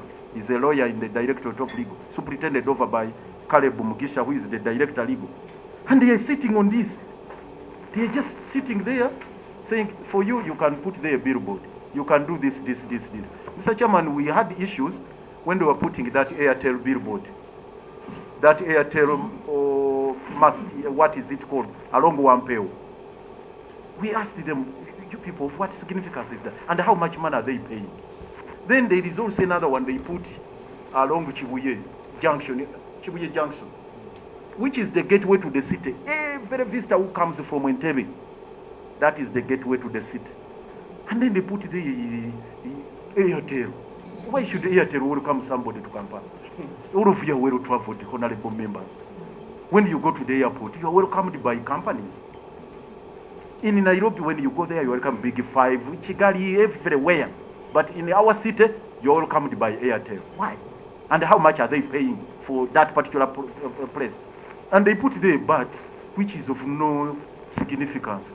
It's not a crested Ukraine, it's just something. And I asked this committee, because we are not lamenting, we asked this committee, you people who authorized you under what law? So what did we do? The Lord Mayor informed the authority that a big billboard belonging to blah, blah, blah, and so on and so forth. Mr. Chairman, fast forward, you read what we discussed here. You come to page 15. We discussed remarks from the acting executive director. Now, this is what the executive director said. The acting executive director informed the authority that the outdoor advertising committee processes work collectively with expertise, technical advice from staff in the Directorate of Physical Planning, Engineering, and he promised that if the concern of the authority was the chairmanship of the current outdoor advertising committee, then the officer from the Directorate of Legal Affairs be replaced by an officer from the Directorate of Physical Planning, and the work of the committee continues. it wasn't about the leadership, because the issue was twofold. One, the leadership of the committee. The person who was chairing it, Ms. Menta, is from the Directorate of Legal. And this has got nothing to do with legal. It's physical planning largely. We ask now, physical planning, what are you, who engineering for that? But physical planning. Then they said, okay, we can change. No, we said, but this outfit, how was it constituted? People have made a lot of money out of this, I must tell you. These huge billboards you are saying, they pay a lot of money. So, and now what has happened, what we resolved here, Mr. Chairman, after my ruling here, we resolved that the outdoor advertising committee be disbanded. This is a resolution of council, and that the physical planning standing committee prepares the policy on outdoor advertising for presentation to the authority. By then we didn't have council. We said now let the committee, the physical planning, the directorate, and the standing committee, they should prepare for us a policy or an ordinance. That's where hell broke loose. Hell broke loose because all efforts at regularizing this were being thwarted, being frustrated, to the extent that, Mr. Chairman, now matters ended up in a court. And when they went to court, Mr. Chairman, when they went to court, that is now the ruling. The Auditor General, if you looked at it, if you looked at the concerns of the Auditor General, the Auditor General says there is a ruling. I'm sorry, I'm taking you back now to the audit query. The Auditor General says, on page 11, that I noted that on 23rd April 2020, court ruled that the authority was irregularly collecting fees from outdoor advertising. In the ruling, the authority was barred from budgeting and collecting for any outdoor fees until proper regulations on the outdoor advertising rates have been put in place. However, I noted that the authority had not yet developed regulations on outdoor advertising rates. Therefore, no corrections were made. And the ruling, it's on, the ruling is document number, court judgment in the matter, National Contract Association, it's 16, document number 16. There is that association of Nwaka.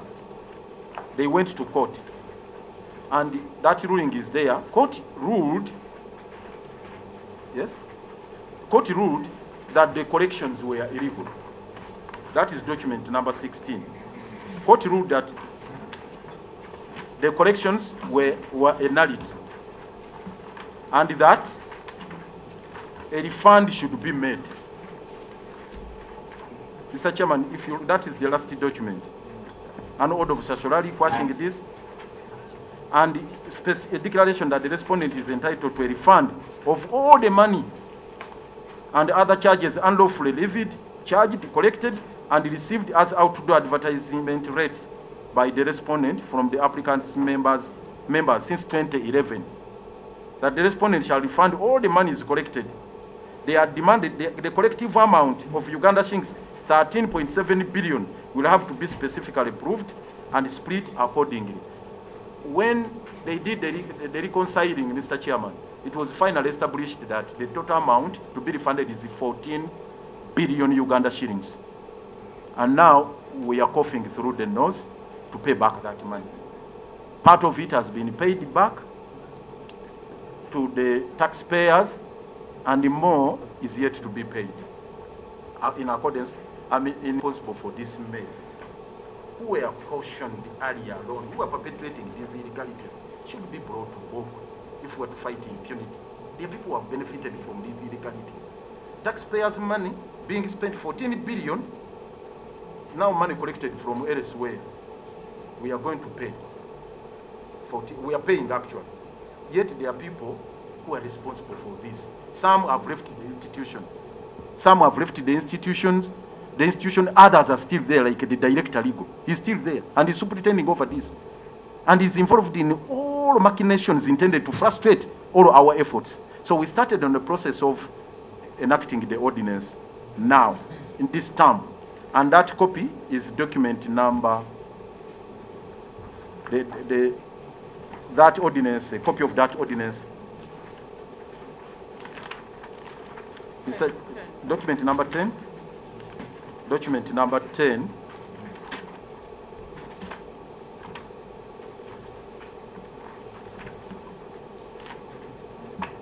document number 10.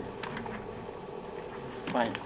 Now you can see that is a bill for an ordinance to regularize the operations in that particular sector. And they are proposed, there is a schedule, a prescribed fee we are putting there, subject to debate. It's on the second last page on that document. We are proposing as high as 5 million, say, for LED boards. These ones which are hung up there, they are very huge billboards. They are those roundabout rental. Roundabout rental, if you can see there, the proposal is that per annum, one should pay 10 million. Roundabout. How can you take a whole roundabout for your own business and you don't pay? Junction signs, there are those we don't want to be there, like for schools, hospitals. There are those we have exempt and said, no. Those ones shouldn't pay. But these big time billboards, big time business should pay. Nairobi Brewery is everywhere. I'm sorry to mention this. They are everywhere, but they are not paying, and we're supposed to refund the money to them. Now what is happening, Mr. Chairman? The Directorate of Legal has not been helpful to us in preparing this bill. We called for a stakeholders meeting. Even we presented it to council. We went to Entebbe. We called the Director Legal. Nothing. He never featured there. Even in his second meeting, he never attended even a single meeting to help us prepare this ordinance. We had to go through it ourselves because I'm privileged to be a lawyer. I had to work on this together with my team, and we're not being helped by the Director Legal. And we had asked actually the Executive Director to interdict him. We even took a recommendation to council. He survived narrowly. So that's how serious the matter was on some of these matters. And eventually, Mr. Chairman, what we have done, we presented it before council. Finally, the Speaker committed it to the committee, and the committee is finally now processing the ordinance, and we have attached a notice for council, which the Speaker has called, which is document number 12, consideration. I think it's document number 12, document number 11, where it is a council meeting which is going to sit on 21st of March, where the bill is coming up for second reading, and we expect the committee to make a report. Finally, it passes into legislation. It goes through other processes of adverts and whatnot, gazetting, and eventually we begin collecting. But as of now, no collections are being made. We are refunding. Our prayer is that action be taken against the people who have siphoned off money in this scam. I thank you, Mr. Chairman. Okay, I want to be sure. Previously, there was a fee levied. People go to court saying you were levying that fee irregularly because there was no law supporting that. The ruling is that money should be refunded. In the meantime, there has not been much effort to push to see to it that KCCA gets that revenue. So those who are operating them now are doing so free of charge. Yeah. You are talking about Airtel and so on. I would have no problem, whoever it is that is advertising themselves, as long as they are paying. That's the most important thing. As long as they are remitting revenue to KCCA, So that's where the problem is. And also being properly regulated on where to put billboards, not to litter the city. It has to be properly regulated. But now there is clutter all over. I don't know whether you have witnessed it of late. It's just clutter. Okay. Any clarification we want to seek, or is that one clear? We move to something else. All right. Please. No.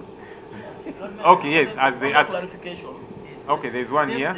This ruling was delivered, up to now there is no people who are having posters in town. They are not paying any fee. This money without one ordinance, because it boils down to the thing I raised earlier. People wanting to circumvent council. They don't want to come to council, and the council had not refused to pass the ordinance for purposes of regulating this. And again, about the quantum, has it been verified? the ruling was to the effect that they should reconcile the figures against the receipts those people were supposed to produce. And we are told that exercise went on smoothly before court because we don't appear there. Every receipt they would bring, they would go back to court. So as we stand today, the amount they are telling us is 14 billion, which is so far verified with the receipts. There is money which was unreceipted. And since then, I must say, even after the court decision, nobody should lie to you that collections is stopped. No. The collections is, now the official ones now stopped. And if you looked at the records, I don't have time, but in the minutes, annually we are collecting 3-point-something billion. It's captured in the minutes. Yes, 3-point-something billion annually. But since then, collections continued. How? That's a matter, Mr. Speaker, for another day. But that's what has been happening. So, but for us going forward, we are fast tracking the process of enacting this ordinance to address it. And the Speaker is superintending over that. If you may permit me to proceed on another matter, Mr. Please, Chairman. please. Now, the next one is page 13. Clarification, Honorable Chair. Yes, please. You mentioned that illegal committee was never disbanded. As it was never dissolved. It was never disbanded as resolved by council. I've pointed out to the resolution of council. The committee is headed by one Musmenta. He's there. If you ask the ED once she comes here, what is Musmenta doing with that business of outdoor? And because the work of the committee was to regulate, and now since court said no business, what are they doing since then? What are they still doing? Yeah, because the worry with that now is because court declared it is illegal for you to continue collecting without the supporting law. So if people are continuing to collect, whether it be for their own pocket, it's actually a double problem. So they are collecting for their own pocket, but those guys could tomorrow go to court again with this, particular ruling to support their case, to say, you know what, you ruled the other time. These people have been collecting, here are receipts, we want this payment. So the taxpayer is losing double. So that's why we need to follow up this issue. Thank you, Chair. Chair to the Lord Mayor. The ruling was in 2019. And earlier on, the Lord Mayor cited that he was actually the one who started notifying the technical wing that there is a problem. Huh? Ruling 2020, the minutes 2019. Huh? Council was 2019. Yes, proceed and make the point, Honorable. I'm saying 2019. Okay, 2020, whatever the case. Mr. Chairman, my concern is one. Lord Mayor is the head of... We would like to outrightly concede on this. It's a difficult one on our part. You can see there are 1,927 schools, only 865 which are licensed, and 928 unlicensed. Mr. Chairman, we have a problem in Kampala of schools. We have in total 2,221, but the page 13. But what we own as KCCA, there are 79. The rest are private. And with the private schools, the practice is from the Ministry of Education who do the licensing. One has to first start a school. They come and inspect it. They don't approve a prospective investor coming up with a school. So you find many of these schools, they are saying, we are waiting for the ministry to come and inspect us. And they remain in operation. And it looks crude on our part to come and close a school which is starting, more so to fill a gap, a vacuum left by the state. Because under Article 34 of the Constitution, the right to education is an obligation which should be provided by the state. And we have not been forthcoming in constructing schools in Kampala. So this is a hot potato I must concede. The explanation given here by the accounting officer, it's equally evasive. but I appreciate the challenge we are facing, all of us, squarely. I have to own up personally on this, that I would also find it difficult to close schools. I must say, Mr. Chairman, I would find it difficult because the ministry also takes long to come and inspect them. And what they do, they come and say, but we are waiting. The ministry has put us on schedule. They keep on giving a list of schools to be inspected, and those which are given provisional what and what not.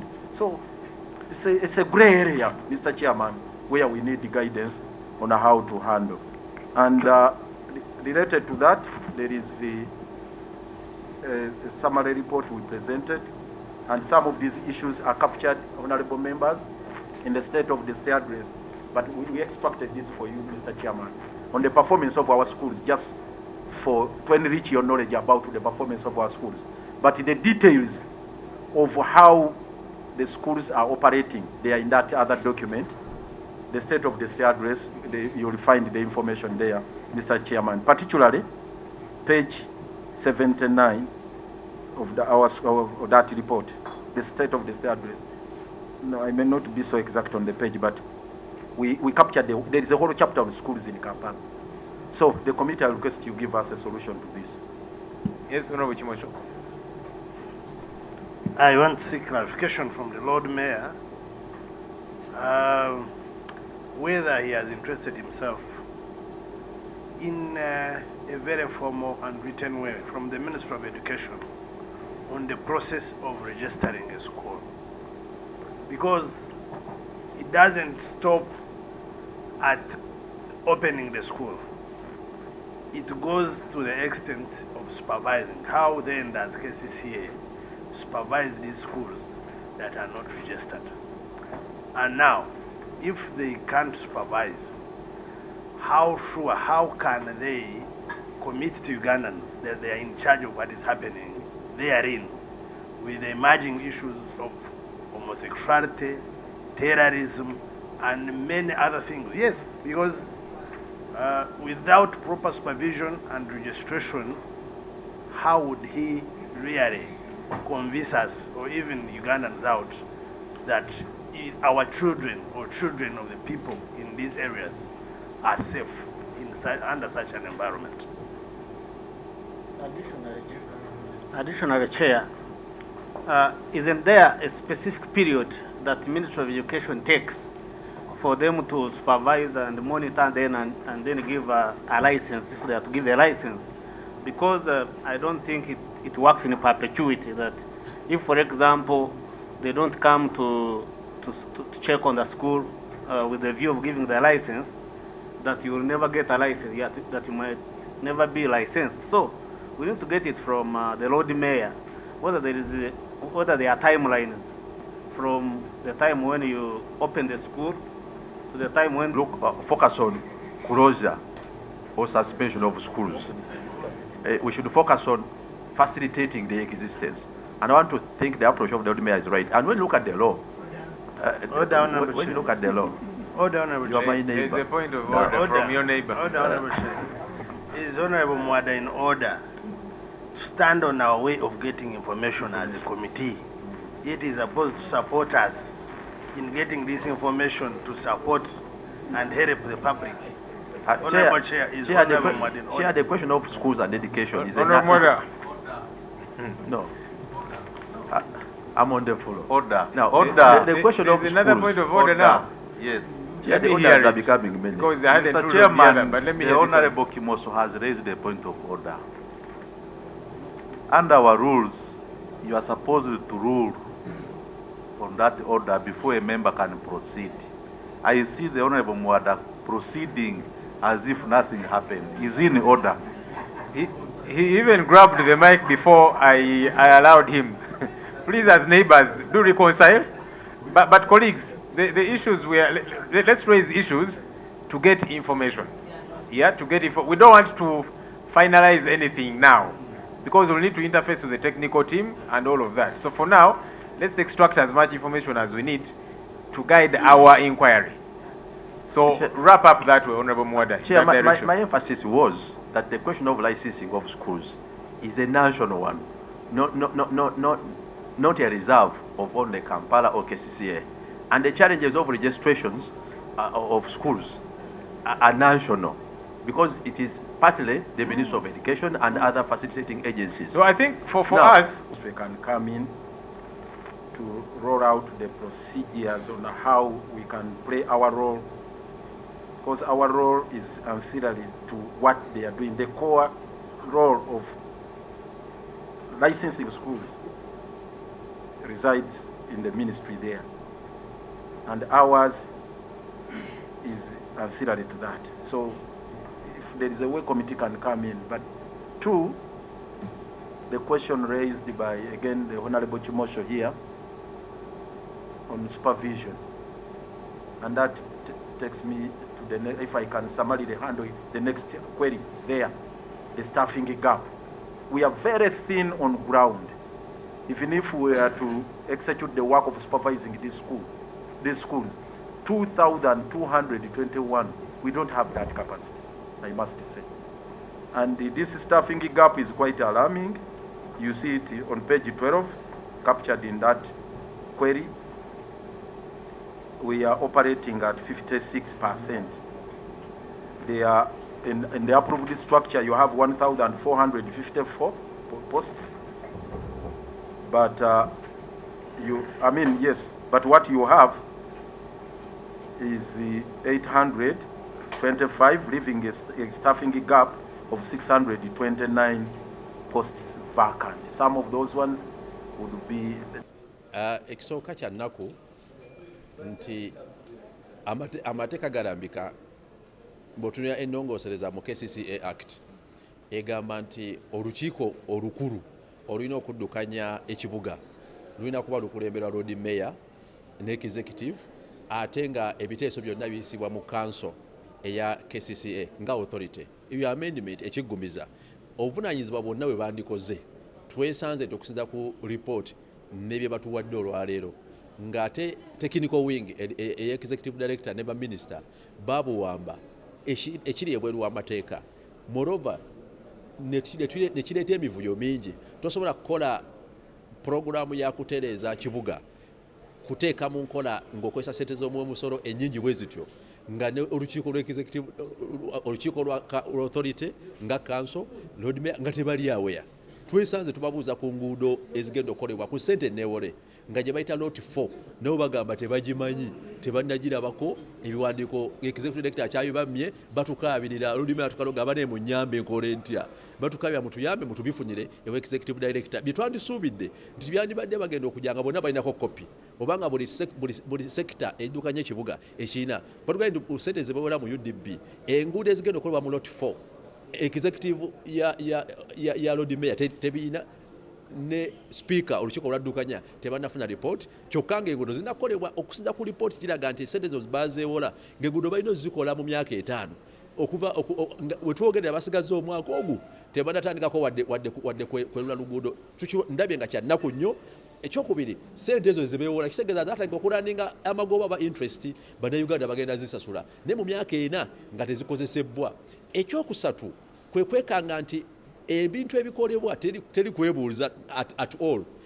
Ate ekyokuna newuniikiridde nti ssente zebeewola ate kuliko n'ez'okusasula auditor general okuauditinga ate ssente zebeewoze. Ekyo nsoose kiwulira mu KCCA ne zino ssente zebeewola oba oliawo nti mu miliyoni $14 plus ezebeewola okuzimba enguudo n'okuddaabiriza enguudo, ate ekitundutundu ekigenda okukozesebwa ku project maintenance oba okuddukanya oluguudo tikyakusasula auditor general ate okola report. Ate nga auditor general asasulwa era office yateekebwa okulondoola na kuauditinga buli ssente yami wa musolo, ate kati ogamba ota twewoze ssente kumusasula ate akola omulimu gwo. Ekyo kiba wabweru w'amateeka. Ekyokusatu okuba nti cost oba omuwendo gwa ssente ezigenda oteekebwa mu nkola oba ogenda okukozesebwa buli kilomita y'enguudo. Lord Mayor bulijjo abikaaba nga tubiwulira nga omuwendo guli waggulu nnyo, n'ate ekiwuniikiriza ate ekisingawo be bakozi 3,000 be twawulidde nga beekalakaasa ku street nga beekalakaasa abeera bafuna mpola nti ssente zino basasula tezinaba baweebwa, tebakoma kuzaawe wabula n'ezandibadde NSSF ez'abakozi tezinaba kubasasulwa. Ebyo nno bya nkizo nnyo era tulinze executive director olunaku lw'enkya ne ttiimu ye atunnyonnyole biki bino bye bakola.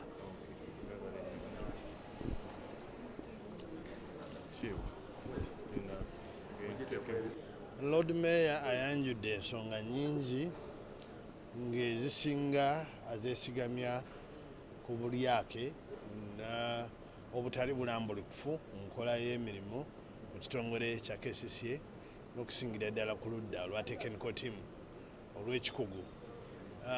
Era tuwadde ebintu bingi nga bwe mbirabye, amakubo nga buli kilomita eri ku biliyoni 10 ate nga nago gaali gakutandika 2020 okutuusa ne kakati tegannatandika n'ebirala bingi.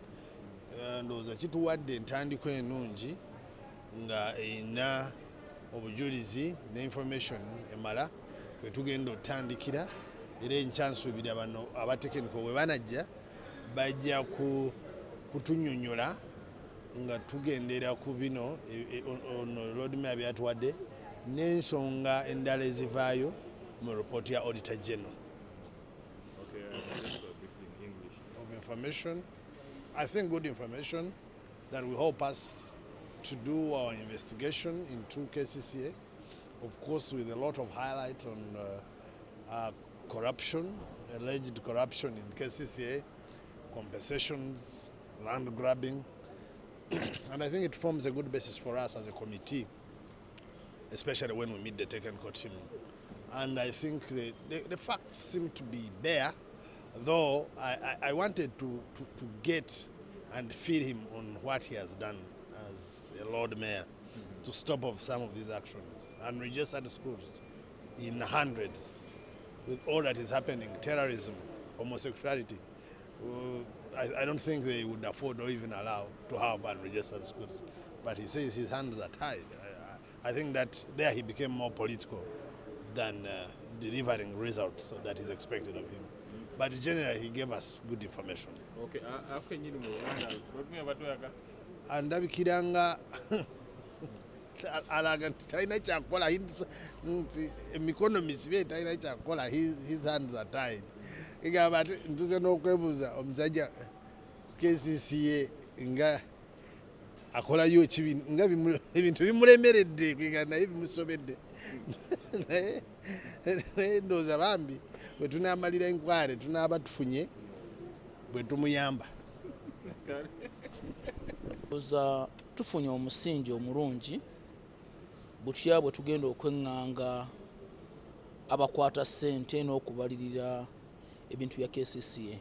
Ndowooza buli sekita mu KCCA yeetaaga okuzigula, okuviira ddala ku by'ettaka, tebalina register, tebamanyi mataka gaabwe galiriddawa, abantu bava buvyeri nga buli omu abuukira kyabuukidde ng'atwala. Bw'otunuulira eby'enguudo wano mu Kampala, oluguudo olumu balukolera biliyoni 14, kilomita emu bagikolera biliyoni 14, yet standard cost price mu East Africa wano eri ku biliyoni 1.5. Ebyo byonna biliyoni 3.5 bye tugenda okutunuulira tulabe abakugu bana bazze wano butya bwe tugenda okugezaako okusolvinga ensonga zino. Auditor General yakoshyoninga ensonga nnyingi, mwe muli n'ebyemisango, buli ayagala yawabira KCCA ng'awangula omusango, KCCA tewabangako omusango n'eguwangula. Buli ayagala kimpe nkyekubire nga gwogenda nga bakuwa biliyoni ku biliyoni. So ensonga ezo tugenda kuzeŋŋanga tuzeekenneenye bulungi tulabe ate butya bwe tuyinza okutuuka ku kinyusi awali obuzibu mu kitongole kya KCCA. Jja kubbibwa mangu kubanga kusookera ddala bw'obanga olina ekintu kyo olina okubeera n'olukalala nti nina kino kiri wano kiriko gundi, nina kino kiri wano kiriko gundi, kati regisiteyo mu KCCA teriiwo. Bwe banaagendera okugamba nti bagikola amataka genda kuba gatwalibbwa, okisanga mu KCCA nga bo beegaana nti ettaka tukyaliagala liddeyo. Kati ng'ettaka liri wali ku Nkuruma eryali ery'eddwaliro bagamba bo kennyini nti tebalyagala. Abatamanya ngamba ne baveeyo ne bajja ne bazimbako ekizimbe wadde baagaana obbawa layisi naye ekisinga obukulu nti si be balikolerako. So ensonga ng'ezo ze tugenda okwekenneenya tulabe obuzibu buvaawa, naye ndowooza tebuli mu KCCA mwokka. Mu ggwanga muno ekintu kivundu. Mujjukira we twa interactinga n'aba Uganda Land Commission nabo mu nsonga y'emu nti gavumenti terina data register ku ttaka lyayo bw'obagamba nti register eriwo ekwatagana n'ettaka nti bano bemucompensatinze bano be balina lease be balina freeholds tebagirina ndowooza ne mu districts endala bwekityo bwe kiri. Inc. has given us a very big beginning to lay a foundation where we can start from while interacting with the technical team. Of course, so many challenges have been highlighted when it comes to the land management matters. The KCCA doesn't have a register, a database, a data bank for their lands which they own. It is very perturbing to the extent that everyone who wants land, he goes onto the KCCA land and he grabs. For example, the Nkrumah Health Center, it was grabbed under unclear circumstances where KCCA itself resolved that they no longer need the land. Somebody came and took that land, though they did not give a permit to that extent. But all in all, they are not using the land. Like even other issues which arose. The awards in court, where KCCA is normally taken to court, each case is lost. And when you look at the awards, they are exorbitant in billions. For example, the outside lawyer who is Senegese Nyondo was paid 49 billion. How I wish that I was one of the lawyers for KCCA. I don't need any other job. So, several cases, the awards are so exorbitant, unlike in other cases. And the standard for the road construction? It is so disturbing that when you look at in the region of East Africa, the cost of road construction per kilometer is 3.5 billion. For KCCA, it is 14 billion. We are going to interact with the technical team to explain to us how they reached to the figure of 14 billion instead of 3.5 billion per kilometer. Put again at some point. When we do, hopefully you'll avail yourself together with your team for more information. Thank you. Let's meet tomorrow with the technical team.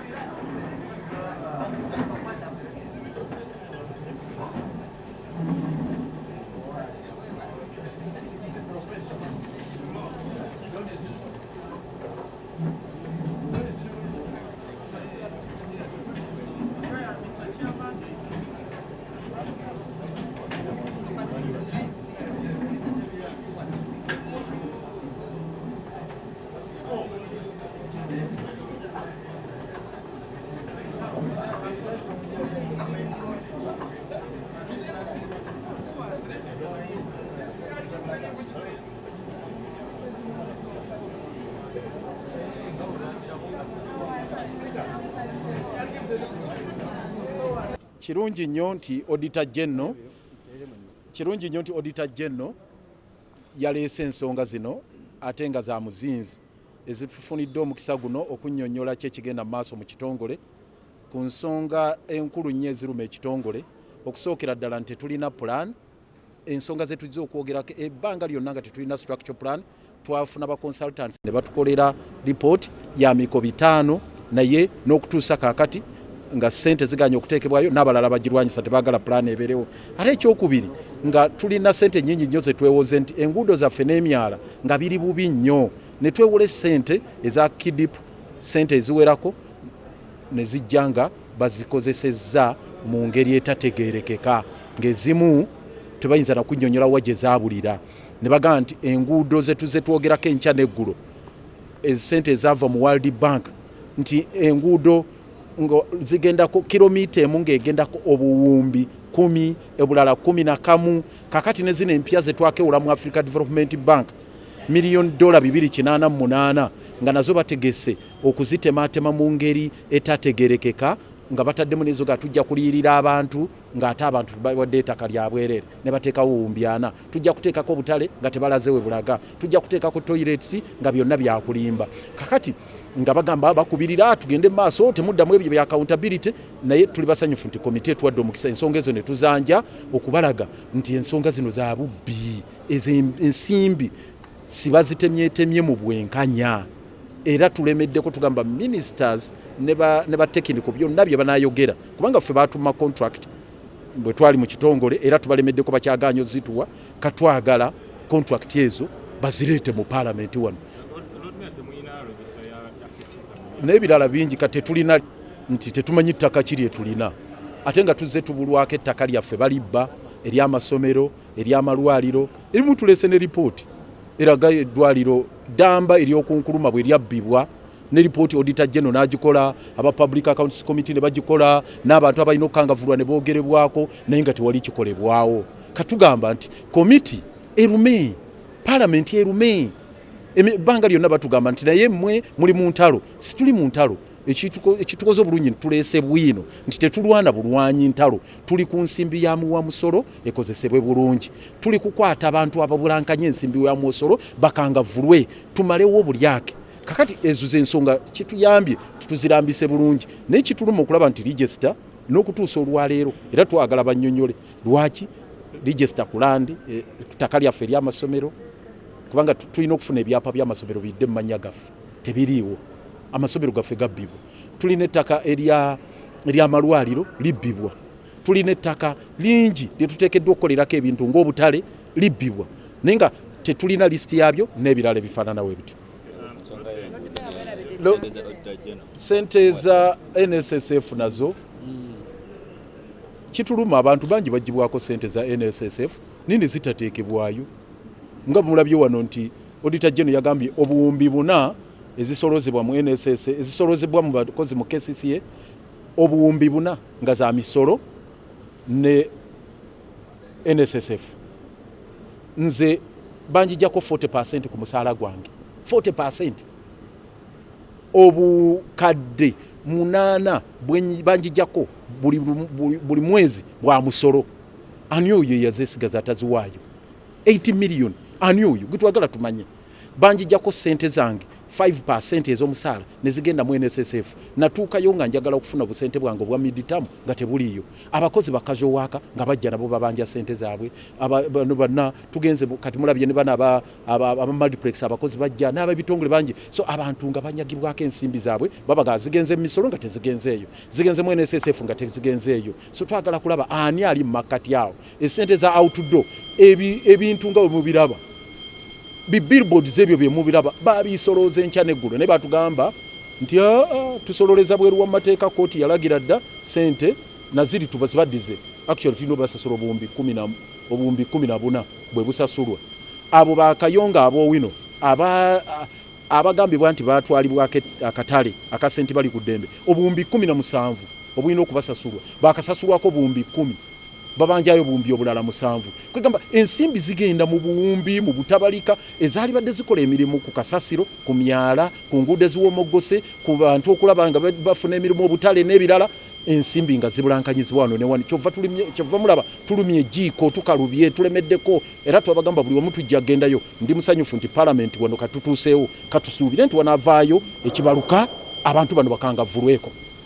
twabala ambulance 10 nga buli zijja kumalawo akawumbi kamu obukadde 5 kuba batubalira nti buli ambulance ejjagula milioni 115 naye bizaleetebwa ne batugamba nti ambulance zasobodde kugulibwa 7 naye buli ambulance eyamazeewo obukadde 228 naye ate tuli surprised okulaba mu auditor general report kati bagamba nti ambulance 7 nga kuliko ne motorcycle 5 ezitannaba kutuleetebwa muzamalawo obuwumbi 3 mu obukadde 7 katwebuuza ani yakola enjawulo ne ku ambulance ebyo byonna twagala bimanyike tumanye ekituufu kyeki tufune value for money.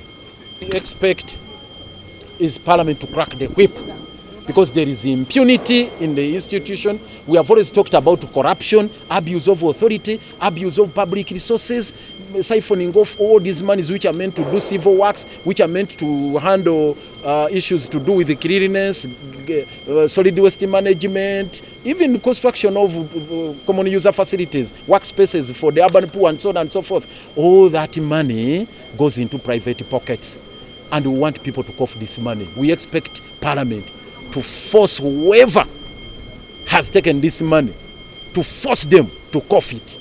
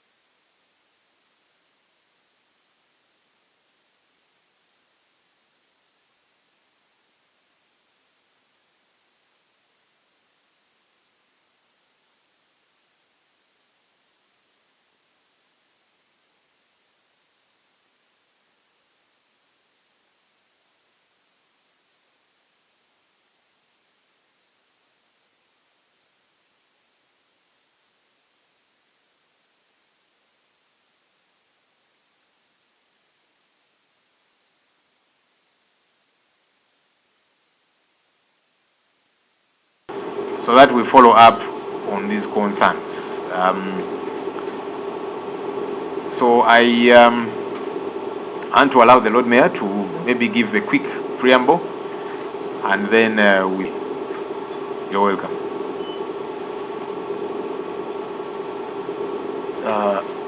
Once again, I thank you, Mr. Chair, and the Honorable, and also for the institution.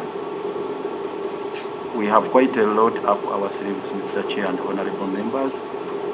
We have prepared some documentary evidence which we hope shall guide you in getting to understand what is it that we are really talking about vis-a-vis the audit queries. It's unfortunate we are limited in the scope by the audit queries because we have to keep ourselves within the frame as set by the Auditor General in accordance with the mandate of the committee.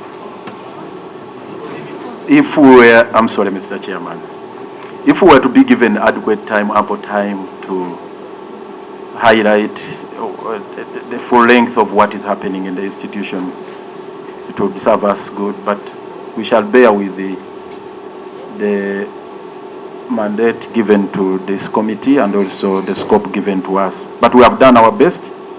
I don't know how much time. We shall try our best to go through what we have. And we have had limited time to prepare. We don't have a written text, but we believe what we have managed to assemble will be good enough to guide this committee, because we have prepared some documents which we shall take you through. We shall request, with your indulgence, Mr. Chairman, that we take you through those particular documents and the details there. We explain this and that. In some cases, you'll find the documents are self-explanatory. We don't need even to write anything.